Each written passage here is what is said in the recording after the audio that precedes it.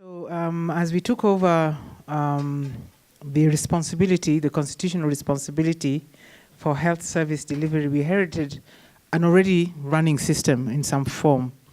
And our job then as the counties was to make sure that we fulfill on the mandate of Schedule 4 of the Constitution, which means that we are actually responsible for service delivery. And in the process of doing that, we were also required to implement the national policies, because the national government is responsible for policy formulation broadly, and then it's for us to now interpret in the context of the kind of problems that we have here. Many counties, Kisumu County included, were already facing a battle with communicable diseases, the infections, the usual things like HIV, malaria, TB, and so on and so forth. But on the back of that comes what you refer to as the non-communicable diseases. And these are diseases which are, these conditions which arise on things which are not related to any kind of infection, whether it is bacterial, viral, and that sort of thing. Now, in the earlier years, some of these diseases were considered to be diseases of the rich. But we find that there's a significant proportion of our populations that today that are also being affected by the non-communicable diseases. And as you said, that a number of these diseases are actually related to the lifestyle that people lead. When we came from a background, from a very traditional background in which we had our traditional foods and there's a way that we prepared them and we ate them, we used them and so forth. But with increasing urbanization, we have changed our lifestyles. And so you find ourselves consuming things that would not normally have been part of our situation. Even in the rural areas, you find that instead of eating the fresh vegetables, the fish, the chicken, and all that sort of thing, we're into fried things, chips, even, and that is a bit of a surprise that in the little market center you find there's somebody sitting there frying chips and sausage, and that's like the delight of the day. And yet, we, at the same time in the ministry, as a country, and as a member of the World Health Organization, we're saying that people are supposed to eat healthier food, exercise more, and all this kind of thing. And so what you're finding now in the rural areas, that even things like obesity are starting to become a problem, mainly because of the lack of exercise, and the changing diet, the high use of sugar, the high use of salt, and these other things in our diets. But at the same time, there's a generation that is starting to cause us a lot of concern, both in the urban settings and even in the counties. And this is what we'd call the adolescent and the young adult. What we're finding now is that, first and foremost, there's a high rise of things like HIV. The highest rate of infection, new infections, is in the adolescent population from the age of 10 years to 24. And there are reasons behind this.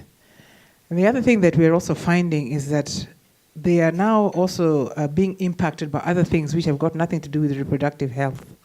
Things like substance abuse.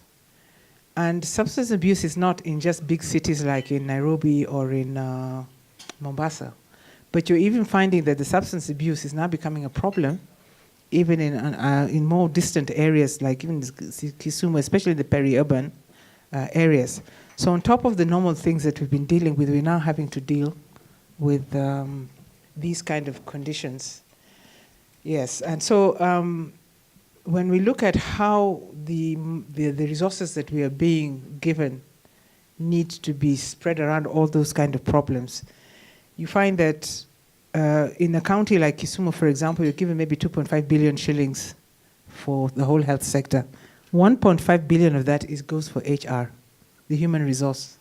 So that means that what's left to spread to cover all these non-communicable diseases is very limited. And yet the demand for the services for the growing population that is suffering from these non-communicable diseases is growing. So what we said, again, as health professionals, we realized that some of the things that end up affecting us in our latter years start when we are much, much younger. From the time our mothers stopped taking care of us in terms of breastfeeding us while we were that young, and then weaning us onto food, we start making choices about what we will or will not eat. And a number of times those choices are not very good for us. So in Kisumu County, we were thinking that how do we then move away from the business as usual approach that we've always had, where it's people of our generation preaching down to the next generation? Can we instead see if it's possible to create what I would call the teenage barefoot doctor? And I don't know, many of you have read the book, The Barefoot Doctor, where there is no doctor as such, a proper doctor, there's somebody else to whom that task has been shifted. And for this person, then they're empowered with knowledge. A bit like what we used to do for those of us who did the St. John's. I think some of us remember the St. John's, being members of the St. John's Ambulance Brigade and all that. But now in the modern sense, empowering that person, even the person in primary school or the person in high school. Because the generation that we have now, maybe, is it the millennial generation? They have their own language, they have their own way of talking to each other, they communicate a lot with the gadgets, and some of us, they could be talking about you and have no idea what they're saying about you, but they're talking about you. So we feel that if we could just leverage all of this, empower them to start taking responsibility for their generation, so that if it's a question of risky behavior, because they've already got this, they could be the community health volunteers of that generation. What we are finding is most of the community health volunteers are people 35 years and above.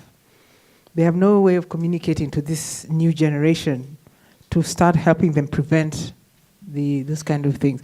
So we are saying that if we could sort of be out of the box and not be scared of giving them the education, like when we want to talk about contraceptives, people freeze. Said, oh, no, we can't talk about that. They're not supposed to know about those kind of things. But they do know about it. That's why we're getting 10-year-olds getting pregnant. Maybe not by their own volition. Something else has happened in the society that causes such a young person to be pregnant. But they are they are already engaging in certain behavior, which will obviously know that they're not the innocent little angels that some of us think they are, and therefore we don't want sex education in schools. This is the same generation that is also dealing with things like what we call the MSMs, or men who have sex with men, homosexuality and that sort of thing, in their own cycle. So if we can have them empowered and communicating with their own generation, then at least we'll be able to see, we hope, the behavior change. And I guess this is something, because some of us are researchers here, perhaps we could study this and see how would we actually get it to work in our system. Okay.